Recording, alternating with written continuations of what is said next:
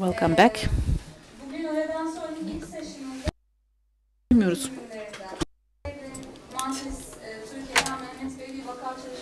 We're going to hear a case study from Akın Toros, Head of Logistics, Akyürek Tüketim.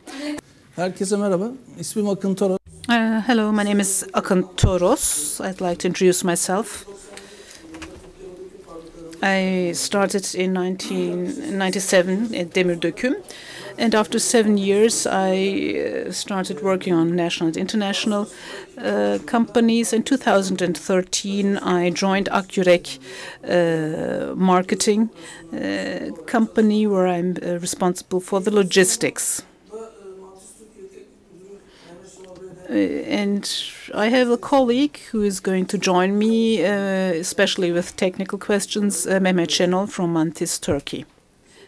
First of all, I'd like to give an overview over the FMCH sector, the restraints in the sector, and the opportunities we see in the sector.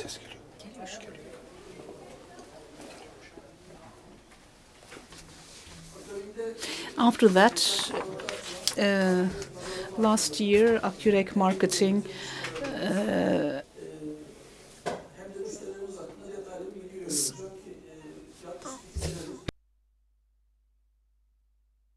started to become a publicly traded company.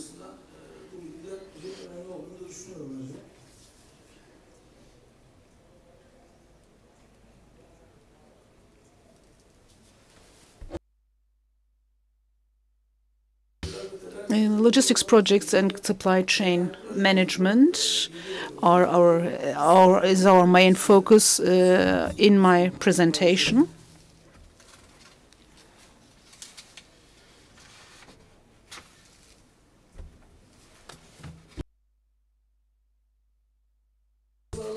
Akyürek Marketing is a company which was established 50 years ago and started as a distributor in the FMCH sector.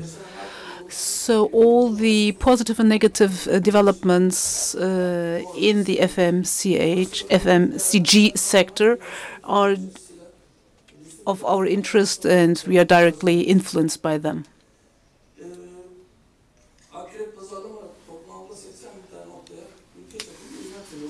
We have national chains, regional chains, where we serve 81 provinces in Turkey, wholesalers as well all over Turkey. And looking at the sector, we have the developments where the rules of the games keep constantly changing in our sector. We have an increase in number of shops. In general, over 4,000 shops has BİM, for example, or A101 or Mopaş are those players who make us constantly change our rules and where we have to develop new solutions. And we also see that the customer behavior changes. So we have to make shipments at the same points of sales with less order. And the processing of these orders and to deliver right in time is one of the challenges we are facing. 2013, in September 2013, after making all these evaluations, we started to improve the systems in our company, the logistics systems. Customer loyalty was one of the major factors we focused on, but we saw that customer loyalty is constantly decreasing. In our sector, FMCG sector, we have various restraints. Some want to have all the goods on one pallet. Others want to have their goods delivered at 4 a.m. in the morning. And delivering to 81 provinces, this is really a very complex issue where we have very many factors we have to deal with. In the end, especially at the end of the month, we have additional workloads. About 30 to 35% of the overall turnover is being realized at the end of the month, and this makes us to overview our capacities all the time.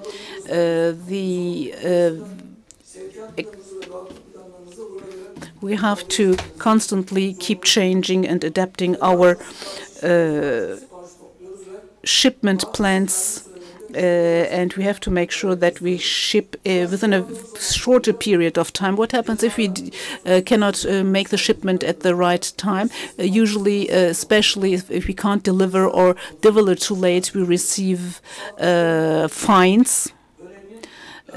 Customer loyalty is important. However, we have also to consider the fines which we may receive when we do not receive at the right time. And this is why order management has to be, and distribution management has to be really focused on and on time.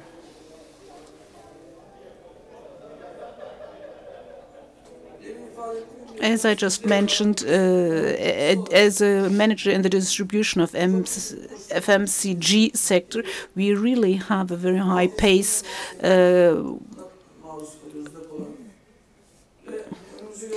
Delivery of goods is a key issue for us, and we have many unknown factors which makes life difficult for us. Checking the orders, especially in order to make sure to have the right processing on time, is important. There we have some restraints, especially in order to make the order management more visible, especially throughout the chain where profits go down, is of crucial importance. For example, to Izmir, Adana, or Adapazarı, we have to deliver every day to the same shops. And everyone tries to make a maximum profit. However, you have to think over the whole chain, and this has to be managed on the same platform by now. Otherwise, we won't be able to continue in this sector, because the costs keep increasing, and we overcame the blue oceans, but now we have to really fight for our survival, I think, in our sector. On the operational level, we have warehouses, regional warehouses. We have placement and distribution centers. They may not be very efficient. We all have same trucks and vehicles. Usually we have 70% full capacity in the vehicles, or 80%, but again, this is not sufficient. And if maybe one of the stakeholders should manage all these unproductive approaches and make decisions, we as Accurate Marketing are open towards these types of solutions, because managing a warehouse on our own it may seem good in terms of autonomy. However, this is not the right way to continue in the future, because it really increases the costs overall.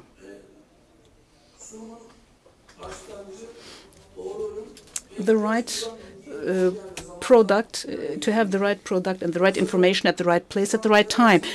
And over the whole supply chains, we have to make sure that we really can live up to our standard. However, we are not very efficient, because the flow of information is not on the optimal level among the stakeholders. And this really leads to very unproductive way of managing all the supply chain from end to end. We have to make sure that we can follow information from one end to the other end and share the right information at the right place and at the right time. And this is mainly the reason why we are here, to find maybe partners to manage this. In June 2014, and because I came from a different sector and I didn't have many detailed informations about Accurate, but it's one of the biggest logistics companies. We have 14 logistics centers in Turkey and 25,000 square meters of warehouse. We have 522 employees, and we are one of the leaders, and we are one of the important players of the FMCG. We opened up to the public, became a stock-listed company last year, and this is also an important step. All these brands, we are managing all these brands of the national and local companies, and we want to share our experience. And this is why we have decided to come here and make this presentation. We have nearly no brand or no local brand, regional brand where we do not ship nearly. We have 40 distributors. We have warm vehicles for warm cell or hot cells. And we have products which we started importing last year. Unilever and Algida is also one of our customers. Well, as I said, important customers are national chains, regional chains, wholesales and distributors, and especially EDT customers, which are in the increase in the last years. And our experience in our sector is that we are mirroring the expectations of our customers, because we are in touch with many, many customers. And all the changes in operation and other changes of the customers have a direct reflection on us. However, since we are not in a position to share all the information and all the changes on the side of the customers, we receive usually these changes after some delay and cannot adapt, do the necessary adaptation. This is our business model. Where we can, where we do the delivery on the regional and national level. Dardanelle, for example, where we have the raw material and deliver on the other end.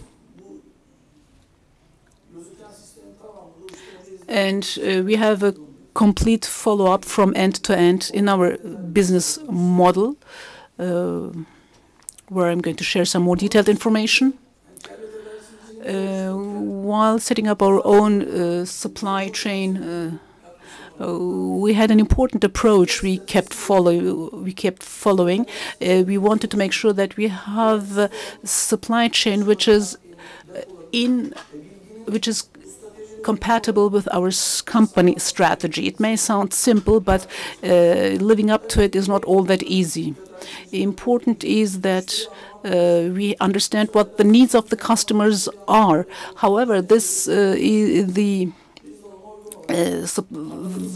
approach of the supply chain was not like that at the beginning. So we tried to understand the needs of the customers much more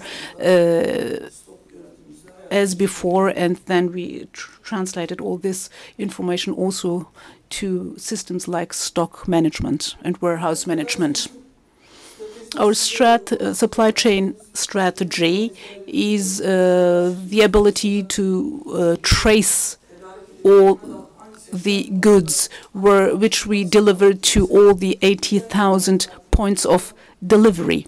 So especially for food companies, we have some legal constraints we have also to follow. So this traceability, this follow-up from one end to the other is very important for us in order to make sure that we can share all the information throughout the whole supply chain, especially concerning food delivery.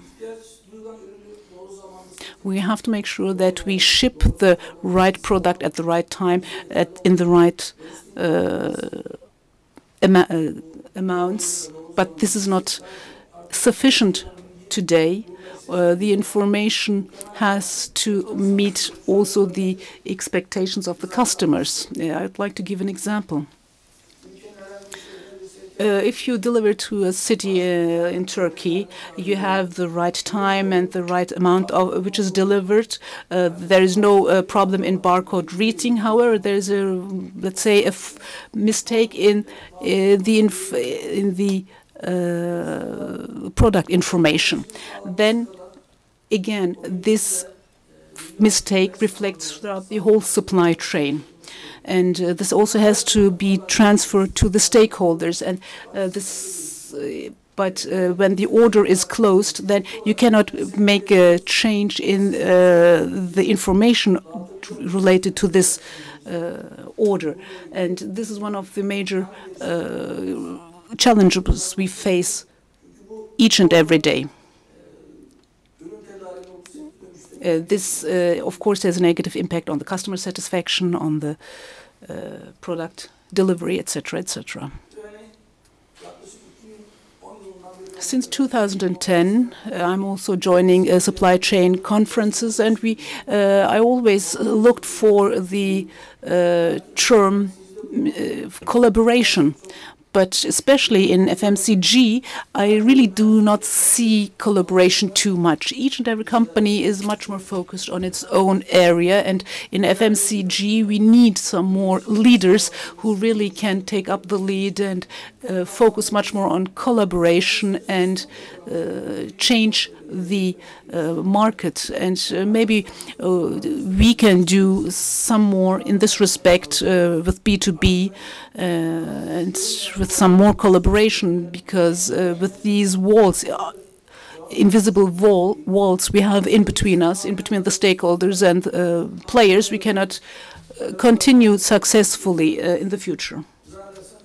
And I think also it is very similar for the other stakeholders in the FMCG sector.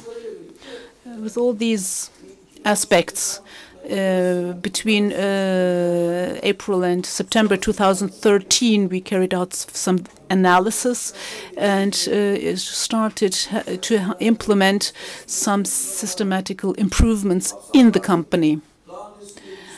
As a distributor, we have, together with the number of warehouses, vehicles, etc., we were quite settled in the sector. However, we now create more value-added services with the strategies we have developed.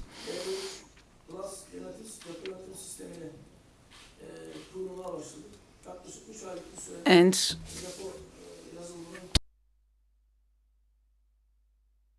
we have now started implementing the LV3 warehouse managing systems, and we have functional matrices also developed. And we have developed mathematical models which we can use for this LV3 system as well. And we have decided to continue with LV3. In 2014, in September, we merged our two distribution centers in Istanbul to one distribution for in an A+ standard back-to-back shelves, 14-meter height. Before September 2014, we had more than 2 or 3 stocks among the different departments, and it was difficult to transfer the data. And A sales group, they have stocks but no orders, but B vice versa, and we changed that to a single stock, and the LV3 system made it possible to do all these changes. And on the last day of December 2014, we started to have only one distribution center. Starting from 2015, we founded the supply department. We are doing all the plans and sharing these plans with the manufacturers. We're also making use of mobile technologies, especially for the delivery management system. We introduced the proof of delivery system at the point of delivery, and we can manage this with the smartphones and share all this information with the stakeholders as well. We have completed these projects by now, and we have also some new projects in the pipeline. At Akürek, we have now integrated systems, which you can see on this site. We have ERP. The orders coming to NetSys are being reviewed and being transferred to LV3. And we have the order management at LV3, and the follow-up of the orders are being completely done at LV3. And we have now made these changes. And also, this was one of the important reasons for our cooperation with Mantis Turkey. Instead of the traditional warehouse management systems, we, as I said, we decided to go on to change to LV3, and it was not easy to solve all these problems with the ERP, with the transport management system at LV3. And the planning of vehicles, capacities, etc., is also being done at LV3. After shipping with the vehicles, we again make use of smartphones at the point of delivery, and send the customers the information that the product has been delivered or not delivered to the specified place. We have two main aims at the logistics systems: to set up the plans and to implement the plans. And with the LV3 system, we have managed that. Follow-up or traceability is very important for us. And this is why I wanted to give the concrete example. We have for the before setting up the invoice, we have all the information concerning the orders according to the specific wishes of the customers. All this information is being enlisted in the dispatch list or in the dispatch note.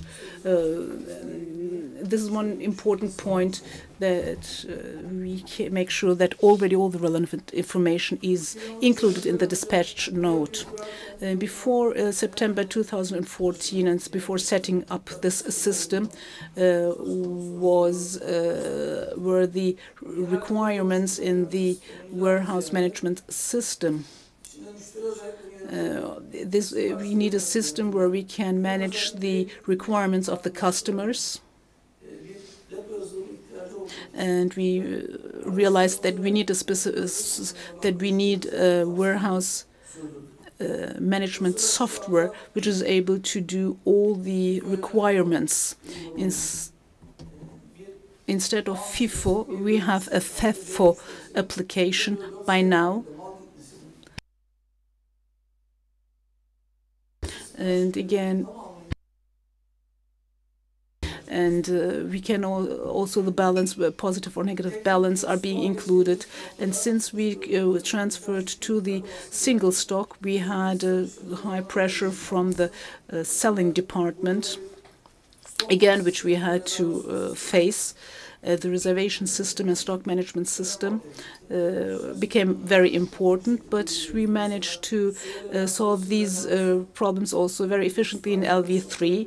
We have reservations which we can manage on a daily basis for certain products, and we have fair sharing, especially for items which only have a limited number of items in the stock.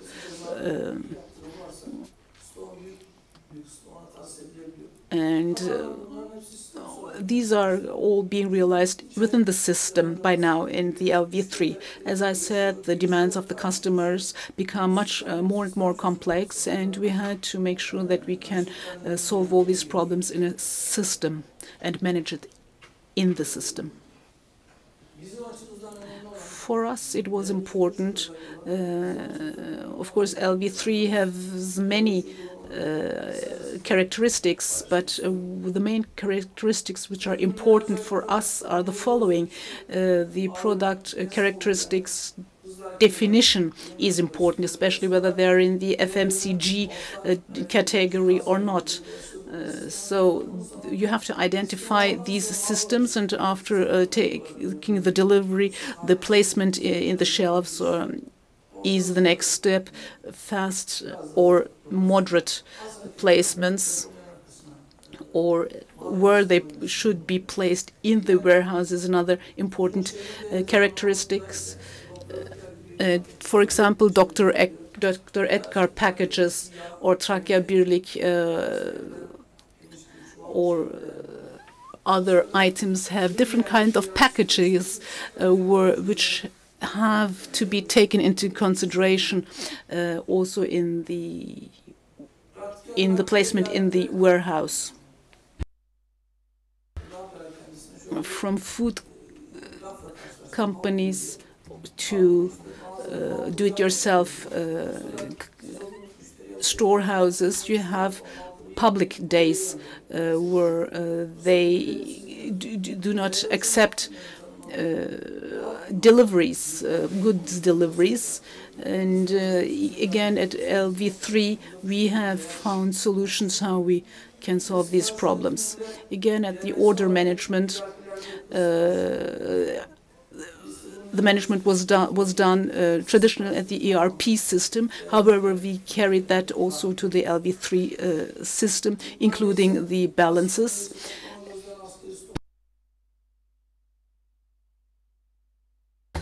Replenishment again is being realized in an automatic system, and we are always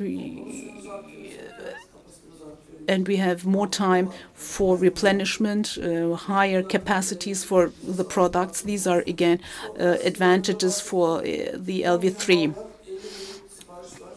For the warehouse sharing of goods, again, there we can define A, B, C customers, and A are priority customers, let's say, who get, let's say, 50% of the goods in the stock, and B and C, maybe B and C customers may not receive these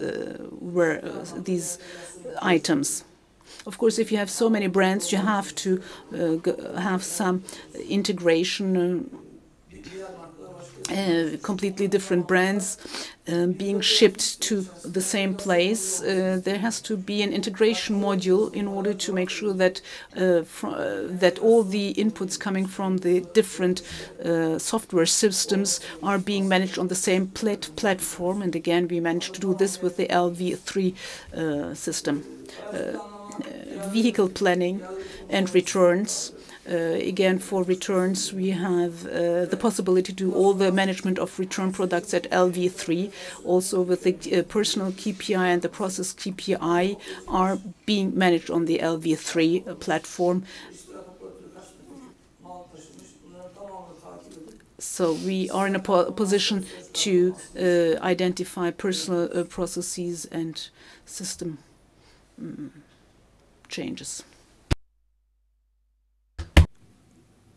Birkaç sene önce bir laf. A couple of years ago, I heard a sentence which I liked. Practicable information bears economic value. We produce applicable information every day. Stock reports, unmoving commodity reports, stock out reports, delivery reports, non-delivery reports. So our sales team actually has direct access to this information, and based on that up-to-date information, they can make accurate decisions. The number of such reports is actually plenty. For example, we prepare a daily returns report. What kind of goods did we receive as returns from the customer, and what was the reason of returning the product? You know, too many stocks to keep for the customer, or the wrong products were sent. What was the reason for the return? Designing a system is easy. Assigning KPIs to that system is difficult. The most difficult is to link the system with its users. We are at the final stage of this system. Now we are talking about process KPIs, and we are talking about KPIs of the users. We have a carrot and stick system using concerning these KPIs. So we actually experience win and win and lose and lose. If the warehouse is successful, we give him the carrot, that is to say, we award him. If the warehouse fails, we give him the stick, that is to say, we penalize him. In order to set all these KPIs, we needed, data collection on a day-to-day basis. Now we are able to collect the data, and we are able to follow up on the process and people's performances.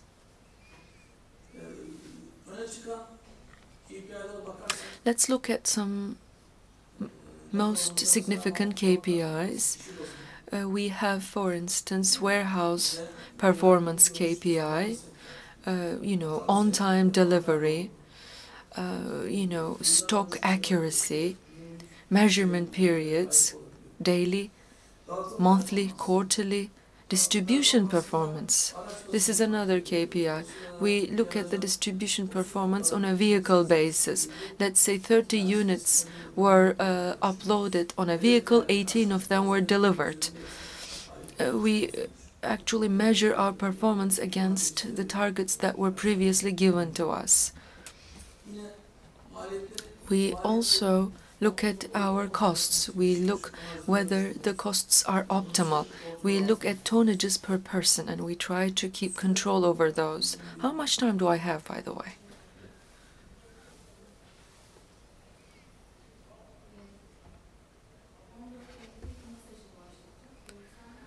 So we have a little bit more time to go, like 15 minutes.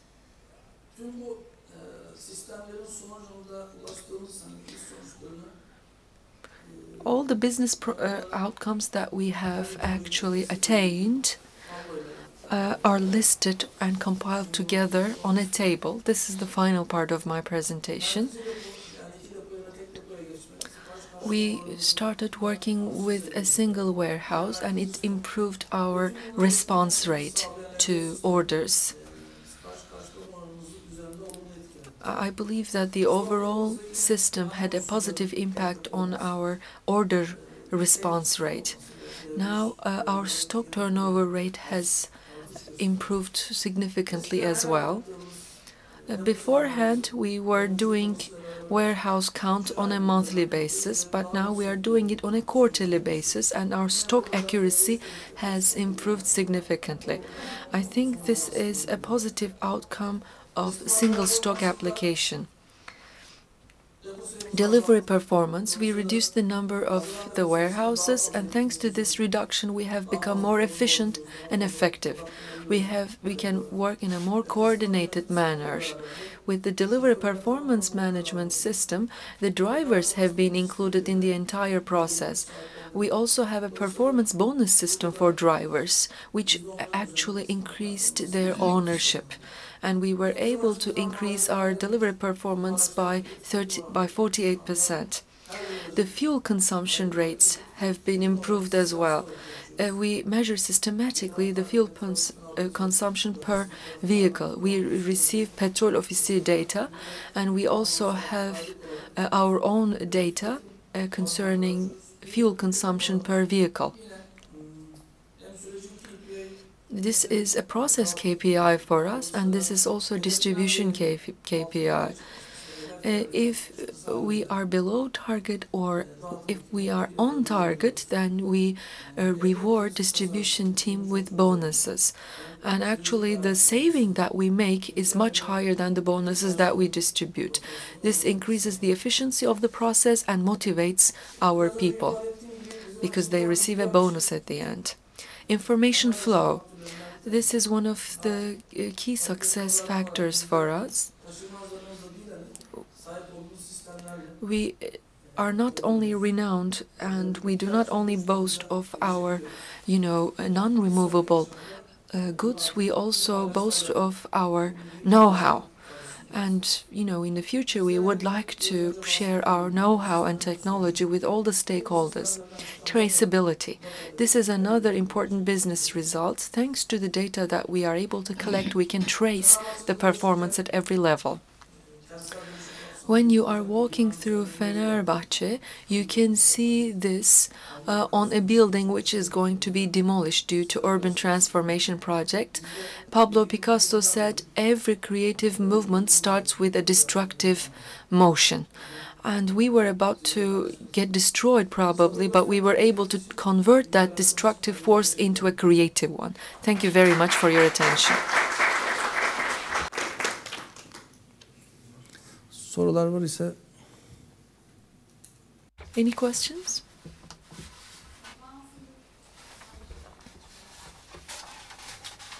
I have a question. While you were transforming your system, if you had a magical stick, what would you actually do? The things that you weren't able to do, but, if you had the magical stick, what would you change? During this process, of course, we had the support of the upper management, but we had, pressure coming from other departments or other brands that we serve. Our projects were challenged from time to time. We always felt that pressure. I mean, when we were transitioning to LV3, for instance, there were 6 trucks waiting in front of the door in order to put pressure on us. So, such systematic changes are not easy to make. But if you have a good leader and if you have a good partner, then, you can resist the pressure, you can resist the challenges and survive. After the first project, the organization starts believing in you, and you have a credibility in implementing the second and third stages of the project. It all boils down to your success at the first stage of the project implementation. Then people start trusting you. Thank you very much. My name is Vedat Tepe. I'm coming from healthcare product industry. You talked about carrots and sticks. Can you give us some examples? What kind of punishments and rewards do you use? We have process KPIs, we have distribution KPIs, like, stock accuracy, delivery performance, etc. We have some behavioral KPIs as well, like coming to work on time. We also have tonnage per person, fuel consumption per capita KPIs for distribution team. We have 90 or 94% realization targets for each KPI. And depending on the realization rate of the targets, we have a 3-tier bonus structure. X, Y, Z are the names of those 3 tiers. If there is a punishment to be given, so if the target has not been actually met, we deduce it from the bonus that the person is normally supposed to receive the following month. So we don't cut from the monthly salary, we deduce from the bonus instead. So it's not really a punishment, asks the participant. Well, if there is poor performance 3 times in a row, then we submit a direct warning to the relevant personnel. Other than that, we deduce from the bonus, not from the direct salary.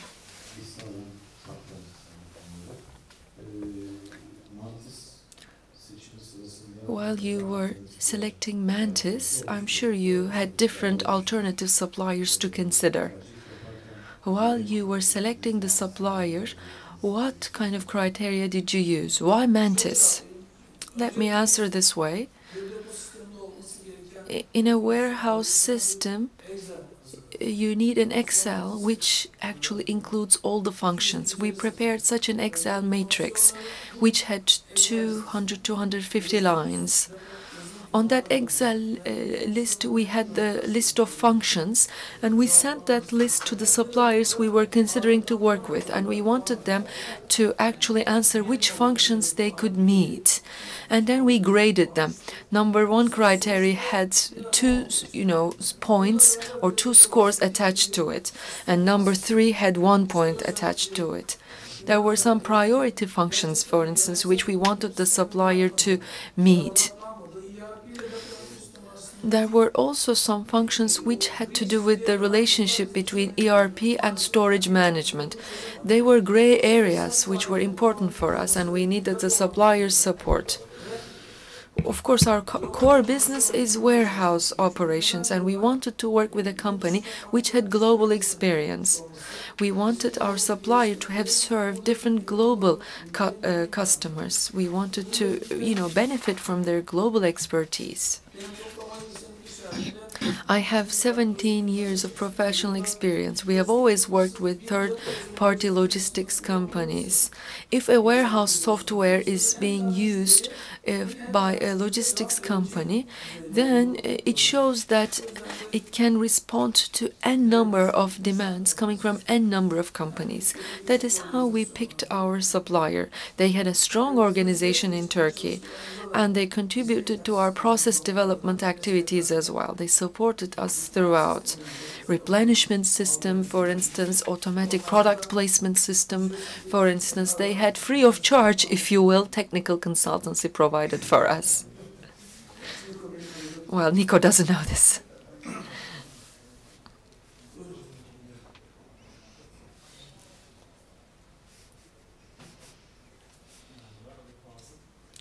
My name is Fazıl. I'm coming from a logistics background myself. About micro distribution, I believe that there are serious challenges in Turkey. Of course, we're improving this every day, but I think we're lagging behind Europe significantly. While you were making your presentation, you said that the big players take the big players and the small ones actually capture the small ones. I think this has to do with micro distribution systems and the challenges associated with it in Turkey. I am working with a distribution system in Antalya. Do you believe that there will be mergers and acquisitions in Turkey, or can we establish some consortia in Turkey maybe which is going to increase synergies? In İnegöl, for instance, in furniture industry, we see that they give out their distribution networks to third-party players, and I think this is the way to go. I think we should start talking about this in our own industry. Why don't we create such synergies or consortia in Turkey in our industries as well? How would you observe such mergers or consortia to be established? Actually, I cannot go into the details of this right now, but we are holding such negotiations, also with the manufacturers and with the distributors, and we have to engage in such talks. Maybe, our functions will change in the future. Maybe we will become a logistics company in the future because we are creating logistics value. And we cannot survive with these costs if we do not actually change the dynamics. We need to consider consolidations. We always wait for a leader to come up front in FMCG and show us the way. So I think we need to actually adopt a more long-term perspective. We need to look at the horizon and come up with a strategy. The situation is not very bright for, franchises either. The profit margins are low for them as well.